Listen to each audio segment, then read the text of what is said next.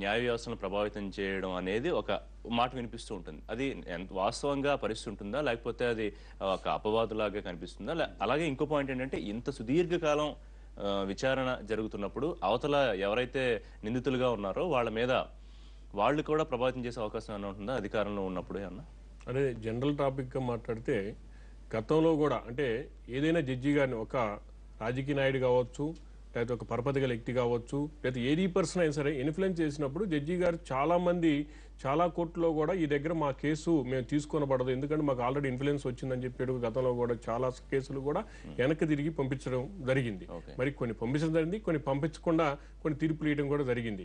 దాని మీద కూడా ఎన్నో ఎలిగేషన్స్ ఈ జడ్జి దగ్గర మేము వినము అని చెప్పేసి ఆల్రెడీ ఇన్ఫ్లుయెన్స్ జరిగింది ఇతని దగ్గర అని చెప్పి కూడా చాలా మంది ఆ జడ్జిల మీద కేసులు వేయడం కూడా జరిగింది. ఆ జడ్జిస్ మనకి కాన్ఫిడెన్స్ లేనప్పుడు ఇవన్నీ కూడా ఇన్ఫ్లుయెన్స్ జరుగుతున్నాయి.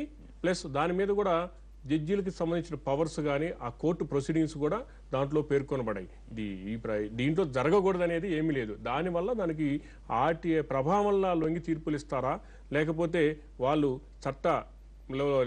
న్యాయ ప్రకారం వాళ్ళు తీర్పులు ఇస్తారనేది ఆ తీర్పు వెలువడిన తర్వాత కూడా మనం పూర్తి పరిణామం తీసుకుంటే తెలుస్తుంటది అనమాట. ఇప్పుడు ఈ కేసు మనం చూస్తే అండి, ఇందాక మీరు అన్నట్టు ఒక స్ట్రాంగ్ పర్సనాలిటీగా ఉన్నారు కాబట్టి సుబ్రహ్మణ్య స్వామి ఇంతవరకు వచ్చింది. అలాగే సార్ చెప్పినట్టు డిఎంకే కూడా అపోజిషన్ పార్టీగా ఆయన కూడా కేసు వేయడం, దాని పోరాటం. అంటే ఇప్పుడు మరి సామాన్యుల పరిస్థితి ఏంటి? ఎంత స్ట్రాంగ్ పర్సనాలిటీగా ఉండి నిలబడగలిగే ధైర్యం ఉన్న వాళ్ళకి న్యాయం జరుగుతుంది అనే సెన్స్ ఏమన్నా చెప్తున్నాం మనం. వాట్ అబౌట్ సామాన్య జనం, వాళ్ళ పరిస్థితి? అంటే సుబ్రహ్మణ్య స్వామి గారు ఆయన భర్త ఏమి పెద్ద దృఢమైన వ్యక్తి అయితే కాదు. తర్వాత ఎవరైనా సరే మనం దాని మీద ఒక చిత్తశుద్ధితో 80% అవినీతిని ఎదుర్కోవాలనుకున్నప్పుడు డెఫినెట్గా ఆ మనిషి ఆ స్థాయికి వస్తాడు. అయితే దాని మీద చిత్తశుద్ధితో మనం పనిచేసినప్పుడు డెఫినెట్గా కింద స్థాయి నుంచి మనం కళ్ళ ముందు కనిపించేటువంటి అవినీతి ఎదుర్కొన్నప్పుడు తర్వాత మన పరిపాలించే వాళ్ళటువంటి అవినీతిని కూడా ఎదుర్కోవడానికి పూర్తి స్థాయిలో ఉంటుందన్నమాట. కాబట్టి తప్పనిసరిగా చట్టం పటిష్టంగా ఉన్నప్పుడు కూడా ఏదైతే ఇప్పుడు సుబ్రహ్మణ్య స్వామి గారు ఇప్పుడు డిఎంకే ప్రభుత్వం మరి కేసు వేసింది అని చెప్పేసి చెప్తున్నారు. అంటే ఆపోజిషన్ పార్టీ అప్పుడు అధికారంలో ఉన్నప్పుడు వేసిందని చెప్తున్నారు. అది ఆ రోల్ ఆ కేసు వాళ్ళు ఛార్జ్షీట్ ఫైల్ చేసేదంత వరకే, కేసు నమోదు చేసి కంప్లైంట్గా ఉండవరకే. తర్వాత ఇన్వెస్టిగేషన్ ఏజీ ఉంటుంది. ఇన్వెస్టిగేషన్ వేసిన తర్వాత కోర్టులో ఛార్జెస్ ఫ్రేమ్ చేస్తారు, ఛార్జెస్ షీట్ ఫైల్ చేస్తారు, ఛార్జెస్ ఫ్రేమ్ చేస్తారు.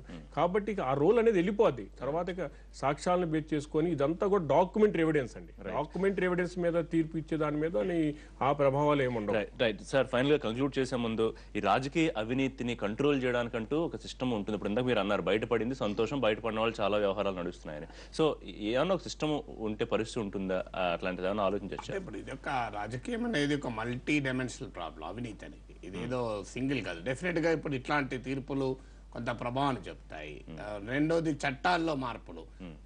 ఉదాహరణకు ఇప్పుడు కంపెనీ చట్టాల్లో చాలా మార్పులు చేయవచ్చు. చేస్తే ఇట్లాంటి బోగస్ కంపెనీలు పెట్టుకొని అవినీతి చేసే అవకాశం ఉండదు. తర్వాత మీకు కొన్ని దేశాల్లో ఐ థింక్ అమెరికాలో కూడా ఉన్నట్టుంది చట్టం ఉంది ఏంటంటే ఏ పౌరుడైనా ఒక పబ్లిక్ వర్క్స్ లో అవినీతి జరిగిందని కోర్టులో కేసు వేయచ్చు. వేసినప్పుడు దాన్ని నిరూపించబడితే ఫైన్ వేస్తారు 3 రెట్లు 4 రెట్లు. అందులో కొంత భాగము కేసు వేసిన వాళ్ళకు కూడా వస్తుంది. కేసు వేయడమే కాదు, దానికి ఇంకా ఎవిడెన్స్ కలెక్ట్ చేసి విచారణ సహకరిస్తే ఇంకా ఎక్కువ వస్తుంది. అది కూడా కోర్టు నిర్ణయిస్తుంది. ఓన్లీ కేసు వేస్తే ఎంత, కేసు వేసి దాన్ని కంటిన్యూ చేస్తే ఎంత అని. తర్వాత కొన్ని సిస్టమ్స్ను మార్చుకోవడం. ఇప్పుడు ఉదాహరణకు బొగ్గు గనుల కేటాయింపు ఉంది, ఇష్టం వచ్చినట్టు కేటాయింపులు ఉన్నాయి కనుక అవినీతి జరిగింది. ఇప్పుడు కోర్టు ఏం చెప్పింది, ఇష్టం వచ్చినట్టు కేటాయింపులకి అవకాశం లేదని చెప్పేసింది. డిస్క్రిషనరీ పవర్స్, విచక్షణ అధికారాలని తొలగించడం. ఇప్పుడు కొన్ని చోట్ల కాంపిటీషన్ అవినీతిని తొలగించింది. ఇప్పుడు ఉదాహరణకు 4 ప్రైవేట్ బస్సులు అనుమతించేటువంటి ఒక విధానం ఉందనుకోండి, అవినీతి వస్తుంది. నీకు అది లేదనుకోండి, అవినీతి రాదు కదా. అలా ప్రైవేట్ బస్సులు ఒక్కరికే అనుమతి ఇచ్చే అవకాశం ఉంది అనుకో. కాంపిటీషన్ ఉంది. టెక్నాలజీ, ఇప్పుడు రైల్వే రిజర్వేషన్ మనకు అవినీతి ఉండే, ఎప్పుడైతే నీకు ఆన్లైన్ రిజర్వేషన్లు వచ్చాయి అవినీతి లేకుండా పోయింది కదా. సో అందువల్ల కాంపిటీషన్, టెక్నాలజీ, ట్రాన్స్పరెన్సీ, చట్టాల్లో మార్పులు, చివరకు ప్రజల చైతన్యం, అన్ని కలిపితేనే రాజకీయ అవినీతిని దెబ్బతీయాలి. Thank you very much Nageswara గారు. థ్యాంక్ యూ లక్ష్మీనారాయణ గారు పార్టిసిపేట్ చేసినందుకు. ఇది ఇవాళ జరిగిన ఎపిసోడ్ సంబంధించి special live show. Thanks for watching. Stay tune to NTV.